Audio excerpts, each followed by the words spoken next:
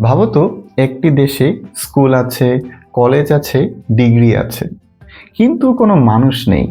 শুনতে অবাক লাগছে, তাই না? রবীন্দ্রনাথ ঠাকুর একবার বলেছিলেন যে, হে মোর দুর্ভাগা দেশ, যাদের করেছ অপমান, অপমানে হইতে হবে তাদের সবার সমান। কিন্তু কেন?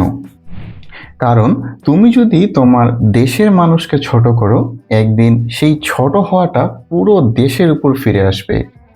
ধরো, একটা দেশে কোটি কোটি মানুষ আছে, কিন্তু তাদের বেশিরভাগ মানুষ নিজেকে মানুষ মনে করে না। কিন্তু কেন? কারণ সমাজ তাদের শিখিয়েছে, তোমরা ছোট, তোমরা তুচ্ছ, তোমাদের কোনো মূল্য নেই।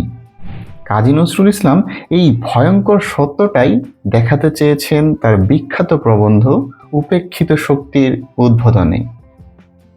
প্রিয় শিক্ষার্থীবৃন্দ, তোমরা যারা পূর্বেও রি একাডেমি ক্লাসগুলো করেছো, তোমরা নিশ্চয়ই জানো যে আমরা কত সহজে গল্প আকারে প্রত্যেকটি কবিতা এবং তোমাদের যে গল্পগুলো রয়েছে সেগুলোর ব্যাখ্যা দিয়ে থাকি।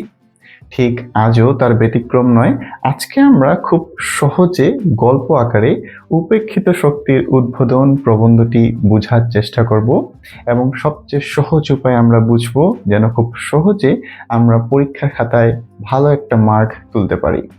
তো ভিডিওটা একদম শেষ পর্যন্ত দেখো, এবং যারা যারা চ্যানেলে নতুন, লাইক দিয়ে চ্যানেলটি সাবস্ক্রাইব করে আমাদের সাথেই থাকো।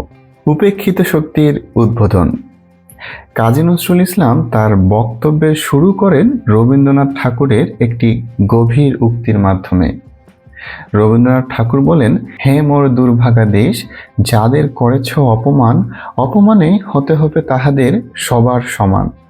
অর্থাৎ যাদের তুমি নিচু ভাবছ, একদিন তাদের অপমানই তোমার জাতির লজ্জা হয়ে ফিরে আসবে।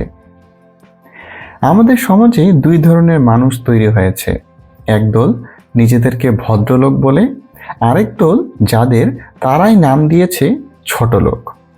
এই ছোট লোক আসলে কারা? গ্রামের কৃষক, দিনমজুর, জেলে, মুচি, কুলি, শ্রমিক ইত্যাদি। যারা না থাকলে শহর বন্ধ হয়ে যাবে, বাজার বন্ধ হয়ে যাবে, জীবন থেমে যাবে। অর্থাৎ দেশ তাদের উপরই দাঁড়িয়ে আছে, তবুও তারা সম্মান পায় না। কাজী নজরুল ইসলাম বলেন, যদি কোনো যন্ত্র দিয়ে মানুষের হৃদয় দেখা যেত, তবে দেখা যেত এই তথাকথিত ছোট লোকদের মন কাচের মতো স্বচ্ছ। তারা প্রতারণা জানে না, অহংকার জানে না, মানুষকে ঘৃণা করতে জানে না। তবুও তারা পিছিয়ে কেন? কারণ জন্ম থেকেই তারা অপমান আর অবহেলা পেয়েছে। ছোটবেলা থেকেই তারা শুনছে, তুই নিচু, তুই অযোগ্য। ফলে একসময় তারা নিজেরাও বিশ্বাস করে ফেলেছে, আমি বড় হতে পারবো না। এটাই নজরুলের সবচেয়ে বড় কথা। এটা দারিদ্র না, এটা মনের শৃঙ্খলা। মানুষকে শক্তিহীন করেছে অভাব নয়, মানুষকে শক্তিহীন করেছে অবহেলা। আমরা প্রায় বলি, দেশ উন্নত হচ্ছে না, জাতি পিছিয়ে। কিন্তু নজরুল বলেন, কিভাবে এগোবে? দেশ মানে শুধু শিক্ষিত কয়েকজন মানুষ না, দেশ মানে সব মানুষ। যে দেশের অধিকাংশ মানুষ অবহেলিত, সেই দেশে গণশক্তি তৈরি হবে কিভাবে? তাই তিনি বলেন, জনগণকে বাদ দিয়ে দেশ গড়ার চেষ্টা করা মানে আকাশে অট্টালিকা বানানো। অর্থাৎ দুটোই অসম্ভব জিনিস। কিন্তু দেখো, ভদ্র সমাজ কি করে? ভদ্র সমাজের মানুষেরা সভা করে, বক্তৃতা দেয়, দেশ নিয়ে আবেগ দেখায়, কিন্তু মাঠে নামে না, মানুষের কাছে যায় না। তারা দেশের জন্য কাঁদতে পারে, কিন্তু দেশের মানুষের পাশে দাঁড়াতে পারে না। এই কারণেই পরিবর্তন আসে না। এরপর নজরুল একটি বাস্তব উদাহরণ দেন, মহাত্মা গান্ধী। গান্ধীজি কি করেছিলেন? তিনি গরিব মানুষের সঙ্গে থেকেছেন, তাদের মতো পোশাক পরেছেন, তাদের সঙ্গে উপবাস করেছেন, তাদের ভাই বলে ডেকেছেন। ফলে কি হলো দেখো, যে মানুষগুলো সারা জীবন অপমান পেয়েছিল, তারা প্রথমবার অনুভব করলো, আমরাও মানুষ। তারপর লাখো মানুষ তার ডাকে সাড়া দিল। কারণ মানুষ বক্তৃতায় জাগে না, মানুষ জাগে ভালোবাসায়। কাজী নজরুল ইসলাম আমাদের শেখান, শিক্ষা মানে শুধু ডিগ্রি না, শিক্ষা মানে শুধু বই না, শিক্ষা মানে শুধু নাম্বার না, শিক্ষা মানে মানুষকে মানুষ হিসেবে সম্মান করা। যে শিক্ষা মানুষকে ঘৃণা শেখায় সে শিক্ষা অশিক্ষার চেয়েও খারাপ। তিনি বলেন, গরিব মানুষকে দয়া করো না, দয়া করলে দূরত্ব বাড়ে। তাদের আপন করো, তাদের ভাই বলো, তাদের পাশে বসো। তাদের শক্তি জাগিয়ে তুলতে পারলেই তোমরা 100 বছর যা পারোনি একদিনেই তা সম্ভব হবে। কারণ দেশের আসল শক্তি নেতা না, ভদ্রলোক না, শিক্ষিত শ্রেণী না, দেশের আসল শক্তি হলো জনগণ। যেদিন অবহেলিত মানুষ নিজের শক্তি বুঝবে সেদিনই সমাজ বদলে যাবে।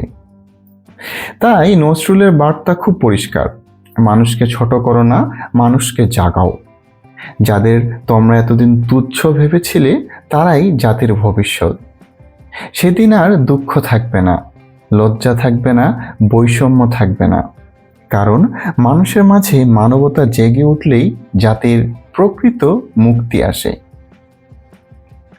এই প্রবন্ধে কাজী নজরুল ইসলাম দেখিয়েছেন যে সমাজের দরিদ্র, শ্রমজীবী ও অবহেলিত মানুষদের আমরা ছোটলোক বলে তুচ্ছ করি, তারাই আসলে দেশের প্রকৃত শক্তি। ভদ্র সমাজ তাদের অবহেলা ও অপমান করতে করতে এমন অবস্থায় নিয়ে গেছে যে তারা নিজেরাও নিজেদের মানুষ মনে করতে ভুলে গেছে। ফলে দেশের প্রকৃত জনশক্তি জাগ্রত হচ্ছে না এবং জাতির উন্নতি বাধাগ্রস্ত হচ্ছে। নজরুল বলেন, দেশ গঠনের জন্য শুধু শিক্ষিত ও উচ্চবিত্ত শ্রেণী যথেষ্ট নয়, সমাজের সকল মানুষকে সম্মান দিয়ে তাদের আপন করে নিয়ে এবং তাদের আত্মবিশ্বাস জাগিয়ে তুলতে হবে। মহাত্মা গান্ধীর উদাহরণ দিয়ে তিনি বোঝান, ভালোবাসা ও সহমর্মিতার মাধ্যমে অবহেলিত মানুষের শক্তিকে জাগ্রত করা গেলে তারা দেশ ও সমাজে যুগান্তকারী পরিবর্তন আনতে পারে।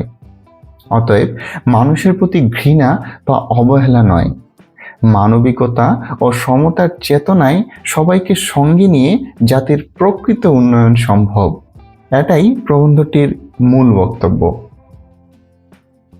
প্রিয় শিক্ষার্থীবৃন্দ, আজকের ক্লাসটা এই পর্যন্তই। তোমরা যারা এতক্ষণ পর্যন্ত ক্লাসটা কন্টিনিউ করতেছো, প্লিজ ভিডিওতে একটি লাইক দিয়ে এবং কমেন্টে উল্লেখ করে দাও তোমাদের এসএসসি ব্যাচ, এবং হাতের ডান সাইডে তোমাদের পুরো বাংলা প্রথম পত্র বইয়ের প্লেলিস্ট অ্যাড করে দেওয়া হলো। তোমরা সেই প্লেলিস্ট থেকে সম্পূর্ণ কবিতা এবং গল্পের ভিডিওগুলো উপভোগ করতে পারো। এবং তোমরা যদি চাও যে এরকম আরও ভিডিও আমরা নিয়ে আসি, অবশ্যই তোমাদের মতামত কমেন্ট করতে ভুলবা না। দেখা হবে নতুন কোনো ক্লাসে। সেই পর্যন্ত ভালো থাকো, সুস্থ থাকো, শিখতে থাকো।